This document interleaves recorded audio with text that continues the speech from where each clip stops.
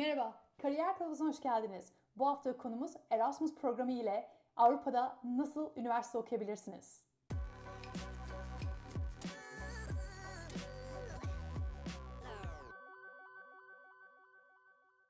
Bu hafta Kariyer Kılavuzu'nda bir konuğum var. Irmak Sancar. Kendisi Bilgi Üniversitesi'nde %60 burs okuyan çok başarılı bir öğrenci.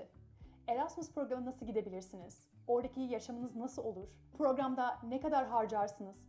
Beklentiler, hayaller, sizden gelen bütün Instagram'daki soruları kendisine teker teker sordum. Erasmus programını Irmak'tan öğrenelim. Merhaba Irmak, hoş geldin Kariyer Kılavuzu'na. Merhabalar, hoş bulduk. Öncelikle röportajı kabul ettiğin için çok teşekkür ederim. Senin sayende Erasmus hakkında ve Avrupa'daki okullarda okumak hakkında çok fazla bilgi veriyor olacağız. Seni tanımayan birçok kişi var. Dolayısıyla ilk seni biraz tanımakla başlamak istiyoruz. Kendinden biraz bize bahseder misin? Merhabalar, ben Irmak. İstanbul Bilgi Üniversitesi Medya ve İletişim öğrencisiyim. Aynı zamanda görsel iletişim tasarımında yan dal yapıyorum. Geçmiş dönemi Erasmus Üniversitesi Rotterdam'da okudum. Bu Erasmus Üniversitesi'nin ismi bazı insanlara bayağı karıştırıcı geliyor. Çünkü aynı zamanda Erasmus Değişim Programı'nın ismi de Erasmus. Fakat bu üniversitenin ismi de, değişim programının ismi de Hollandalı filozof olan Desiderius Erasmus'tan geliyor. Bugün size Erasmus'la alakalı sorularınızı cevaplamaya çalışacağım. Teşekkürler. Şimdi Erasmus'ta okuduğundan bahsettin. Konumuz da zaten bu. Avrupa'da nasıl Türk öğrenciler okuyabilir? Türkiye'de bir öğrenci üniversitede okurken sence kolay mı Erasmus'a gitmek? Yani biraz sürecinden bize bahsedebilir misin? Tabii ki şöyle, Erasmus'a başvurmak benim aslında liseden beri hayalimdi. Bu yüzden üniversiteye girince hemen nasıl oluyor olaylar birazcık ilgilenmeye başladım. Erasmus'a gitmeyi çok istedim. Çünkü bunun hem sosyal hem de akademik anlamda bana çok şey katacağını düşündüm. İyi bir tecrübe olacağını düşündüm. Şöyle, aslında bu her okula göre farklılık gösteriyor ama Erasmus'a girmek için belli bir not ortalaması tutturmanız gerekiyor. Bilgi Üniversitesi'nde bu not ortalaması 4 üzerinden 2,20 idi. Aslında çok yüksek bir ortalama değil baktığınız zaman. Ve bazı okullar TOEFL sınavı, IELTS sınavı gibi sınavlar isteyebiliyorlar. Bazı okullar direkt sizin zaten okuduğunuz okuldaki dil sınavıyla alabiliyorlar. Benim gittiğim okul IELTS'ten 7 istiyordu. Genelde de okullar 6-6,5 civarı istiyor IELTS puanına bakarsak.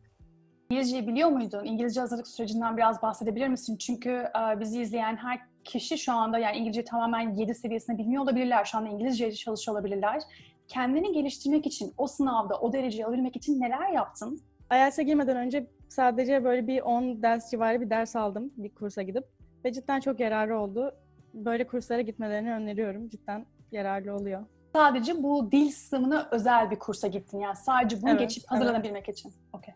Evet. Birazcık da yaşadığın zorluklardan bahsetmek istiyorum. Ya bu başvuru sürecinde yaşadığın zorluklar ya da hani oraya giderkenki zorluklar. Çünkü Erasmus böyle yani her şey mükemmel olduğunu düşünmüyorum açıkçası. Birazcık böyle hayaller, gerçeklerden bahsedebilir misin bize? Şöyle, aslında çok büyük bir hayaller, gerçekler durumu yaşamadım. Ama giderken yaşadığım zorluklar arasında mesela yurt olayını sayabilirim. Okulda 2 farklı seçenek vardı yurtta kalmak için. Ben ikisine de ön kayıt tarihi ilk açıldığı gün başvurmama rağmen epey uzun bir süre yedekte bekledim. 15 güne yakın yedek listesine bekledim ama en sonunda yurt çıktı. Çok mutlu oldum tabii ki. Bu mesela stresli bir başlangıçtı şey için ama aslında başvurduğumda ve okuldan kabulüm geldiğinde Hollanda'daki okulun bana kalacak bir yer sağlamak için çok yardımcı oldu. Direkt yönlendirdi, mail attı nerelerde kalabileceğime dair. O açıdan sadece yedek listesinde beklemeyi sayabilirim zorluktan. Peki harcamaları sorsam, yani ne kadar harcadın, bir beklenti olarak mesela diyelim ki bir öğrenci oraya başvurmak istiyor, ne kadar para biriktirmesi lazım, bir para alıyor mu Erasmus'tan, onlardan bize biraz bahsedebilir misin? Şöyle, Hollanda'da özellikle Amsterdam ve Rotterdam'da maalesef kiralar birazcık fazla. Yani baktığınız zaman ortalama bir öğrenci ev odası veya yurt kirası 400 euro ile 800 euro arası. Benim kaldığım yurt okulun yurdu olmasına rağmen 545 euroydu aylık. Ve maalesef biraz pahalı. Bir de şöyle bir uygulaması var. Hollanda hükümeti siz direkt Erasmus'a başvururken orada mesela ben 5 ay kaldım. 5 ay bir süre için toplam benden bir para yatırmamı istedi. Bu da tam olarak 5571 euroydu.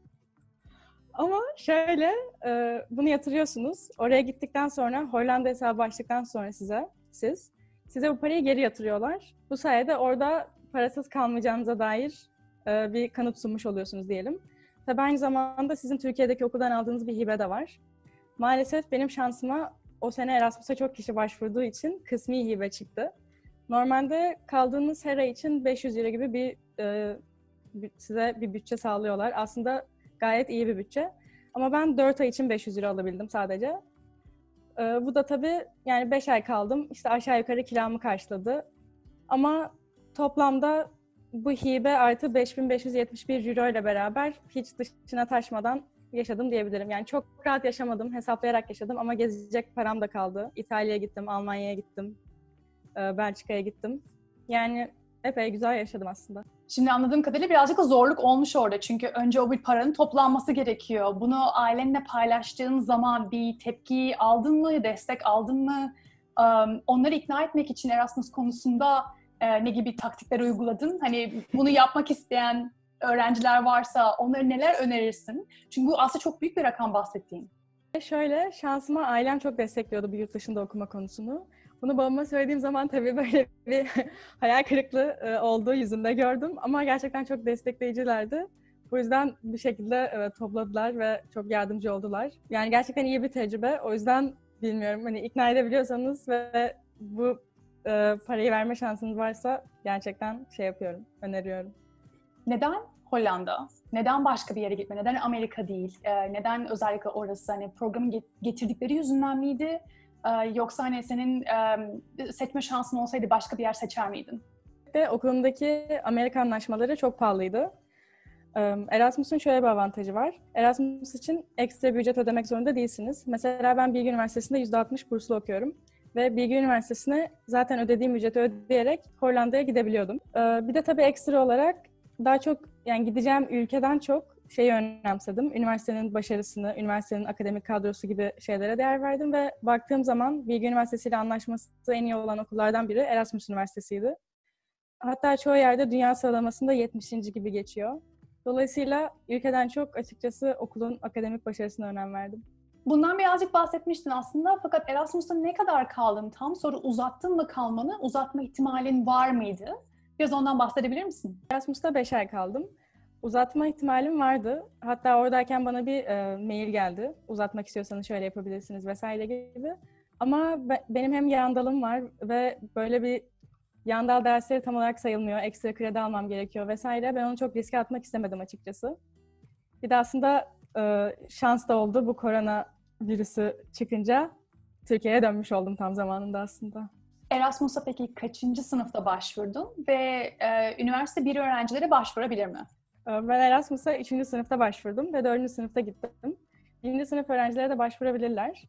Şöyle, ilk dönem ortalamaları geldikten sonra Erasmus'a başvurabilirler ama 2. sınıfta gidebilirler. Yani 1. sınıfta gitmek mümkün değil. Sence Erasmus bir dil öğrenme programı mı?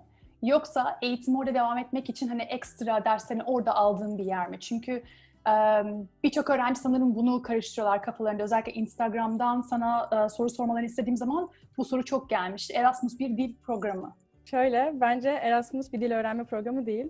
Tabii ki gittiğiniz ülkede hem İngilizce pratiği hem de o ülkenin ana dilindeki dilde pratik yapma şansı yakalayabilirsiniz. Bu size tabii ki bir avantaj sağlar ama zaten başvuracağınız çoğu okul temel bir İngilizce seviyesi istiyor.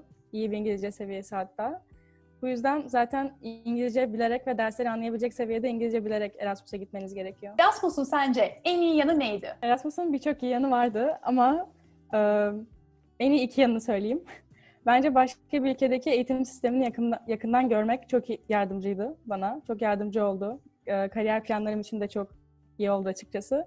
Hem de her yerden insanla beraber olmak inanılmaz bir tecrübeydi. Bir sürü kültürle tanışmak, bir sürü arkadaş edinmek. Gerçekten oradaki ortam çok başka ve çok keyifliydi. Diğer yönü soralım. Erasmus'un en kötü yanı neydi? Hani böyle beklentilerden birazcık bahsettin, aslında beklentini karşılamış gibiydi ama kötü bir yanı hiç var mıydı? Hani bizim de bilmemiz gereken. Gittiğim ülke genelinde konuşayım. Hollanda tabii çok soğuk geldi bana. Ben çünkü İzmir ve Antalya'da yaşadım hep.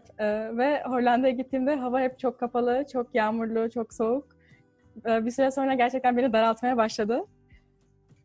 Onun dışında da evrak işleri sürekli takip etmeniz gerekiyor. Oradayken de vermeniz gereken bir iki belge var. Ben genelde o tarz işlerde çok böyle hevesli değilim. O yüzden hani böyle sürekli bir mail kaçırdım mı falan diye stres halindeydim. Evrak işlerini takip edin diyorum.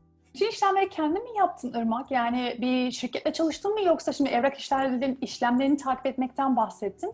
O zaman her şeyi kendin yaptın değil mi? Bu kolay mıydı bunu yapmak? Şöyle kendim yaptım, sağlık sigortası vesaire ama tabii ki okul sizi yönlendiriyor. Dolayısıyla üstesinden gelemeyeceğiniz bir şey değil kesinlikle. Soru bir kere daha gelmiş. Beklentilerin neydi? Neler gördün? Buldun, öğrendin, öğrenmedin? Yani biraz böyle bize karşılaşmadan bahsedebilir misin? Genel olarak yani yurtlar olabilir, okulun olabilir, Tamam. arkadaşlık ilişkileri olabilir. Açıkçası beklentilerimi karşılamayan çok bir şey olmadı ama mesela Hollandacayı açıkçası daha fazla öğrenebilirdim. Ama oraya gittiğimde gördüm ki herkes mükemmel İngilizce konuşuyordu. Hatta değişim öğrencileri dışında orada okuyan öğrencilerin %50'si de uluslararası öğrenciydi. Öğretmenlerimizin de birçoğu uluslararası insanlardı. Dolayısıyla çok Hollandalıya hem denk gelmedim hem de pratik yapma şansı çok bulamadım. Bu yüzden açıkçası evet İngilizce daha çok konuştum ve Hollandaca pek duymadım diyebilirim. Ben Bilgi Üniversitesi'nde de Ekstrem Sporlar Kulübü'nde çalışıyordum. Birlikte birçok snowboard etkinliği, işte wakeboard etkinliği düzenliyorduk. Ve Hollanda'ya gitmeden önce de araştırdım onların da böyle bir kulüpleri var mı diye. Gerçekten olduğunu gördüm. Hatta gitmeden daha Türkiye'deyken mesaj attım. Gittiğimde de oraya iş başvurusunda bulundum ve reklam departmanlarında çalışmaya başladım. Beraber birçok etkinliğe gittik. Afişler hazırladık, Instagram reklamları hazırladık. Hatta beraber Fransa'ya snowboard'a gittik. Birçok etkinlik yaptık. İnanılmaz güzeldi. Yurda ilk defa gittiğin zaman hiç zorluk yaşadın mı? Mesela arkadaş bulman zor muydu? Uçaktan indin, valizlerle gittin yurda ama hani yurda yerleştin. Ya biraz o hayatından bahsedebilir misin? Yani hiç zorluk yaşadın mı? Kolay yanları var mıydı? Öncelikle tabii 5 ay kalacağım için 2 tane kocaman valizle gittim. Ve uçaktan inip trene bindim. Neyse ki Hollanda'da trenler her yere gidebiliyor. Çok kolay bir şekilde trenle ulaşım sağlayabiliyorsunuz şehirler arasında. Tabii mesafeler de çok kısa olduğu için avantajlı bu anlamda. Valizlerim çok ağır olduğu için biraz zor oldu ama yurda ulaştım. Yurt çok güzeldi gerçekten. Yurda gittiğimde zaten aşırı mutlu oldum. Odamı çok sevdim. Ve oda arkadaşlarım da çok sıcaktı. Ben gittiğimde bir tanesi oradaydı. Belçikalı bir kız oradaydı. Zaten masanın üzerine not yazmıştı ben gittiğimde. İşte kızlar ben geldim, siz de geldiğinizde işte telefon numaralarınızı buraya yazın gibi bir not bırakmış. Hemen onun telefonuna ekledim, ona mesaj attım. Ertesi gün zaten hemen buluştuk ve onunla dışarı çıktık. Herkes çok sıcaktı. 2 gün sonra da diğer oda arkadaşım geldi. O da İspanyoldu. O kız da çok tatlıydı. Onun arkadaşlarıyla tanıştım sonra derken grup iyice büyüdü. Bir sürü insanla tanıştım. Zaten yurdun da WhatsApp grubu vardı ve bir şekilde hemen buldular. WhatsApp grubunu aldılar. Her gece yurdun içinde ve dışarıda bir parti vardı. Sürekli sıkılan hadi partileyelim diyordu ve hemen yani gerçekten rastgele insanlarla arkadaş olup partilemek o kadar kolaydı ki arkadaş bulma konusunda hiçbir sıkıntı olacağını düşünmüyorum. Irmak, Erasmus'u kimlere tavsiye edersin ve kimlere tavsiye etmezsin? Kendi alıştığı düzenin içinden çıkmaya hevesli, yeni insanlarla tanışmaya hevesli kişilere tavsiye ediyorum. Kimlere tavsiye etmem biraz zor bir soru çünkü herkese tavsiye ediyorum gerçekten. Neyden çekiniyorsanız veya korkuyorsanız oraya gittiğinizde bu gerçekten yani kesinlikle çekindiğiniz şeyi yeneceğinizi düşünüyorum ve sizin için çok iyi bir tecrübe olacağını düşünüyorum. Bu yüzden gitme şansınız varsa bence kesinlikle gidin. Biraz bize Avrupa dönüşünden bahseder misin? Yani kendi üniversitene döndüğün zaman aldığın dersleri saydırmak zor muydu? Benim dönüşüm aslında tam bu koronavirüsü zamanına denk geldiği için şu an her şey ertelenmiş durumda. Dolayısıyla henüz daha derslerim sayılmadı. Ama şöyle, ders saydırmakla alakalı gerçi her bölüm ve her okul farklı bu konuda. Ben gitmeden önce zaten danışmanımla konuşmuştum. Ve konuşup anlaştıktan sonra gerçekten danışmanınızla döndüğünüzde herhangi bir aksi bir durum yaşayacağınızı düşünmüyorum. Yani bitirme projesini bile Erasmus'a saydırmak mümkün. Son bir soru.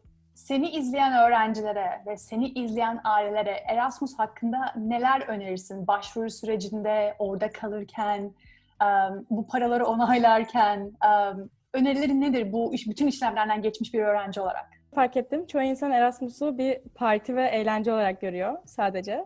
Tabii ki işin eğlence kısmı da var. Ama ben diyorum ki gideceğiniz okulun aynı zamanda başarısına dikkat edin. Yani ülkeden çok, özel bir sebebiniz yoksa ülkeye gitmek için, ülkeden çok okul seçin derim ben. Okulun olanaklarına bakın. Çünkü eğlence kısmı zaten hangi okula giderseniz gidin oluyor. Ama akademik kısmı önemli gerçekten. Irmak, röportaj için çok teşekkür ederim. Eğer öğrencilerin de ailelerin Erasmus hakkında soruları varsa sana nasıl ulaşabilirler? Ben teşekkür ederim beni çağırdığınız için. Eğer herhangi bir sorunuz kaldıysa aşağı yorum kısmına yazabilirsiniz. Elimden geldiğince cevap vermeye çalışacağım. Irmak'a bir kere daha teşekkür etmek istiyorum. Onun sayesinde bizim aklımızda olan bütün soruları sormuş olduk. Sizin aklınıza takılan başka sorular varsa lütfen yorum bölümüne yazmayı unutmayın. Sizin de bildiğiniz üzere her hafta sizden gelen yorumlar üzerine yeni video içerikleri üretiyorum. Öneride bulunmak isterseniz ya da Erasmus programı hakkında soru sormak isterseniz aşağıda sorularınızı yazabilirsiniz. Bir sonraki videoda görüşmek üzere.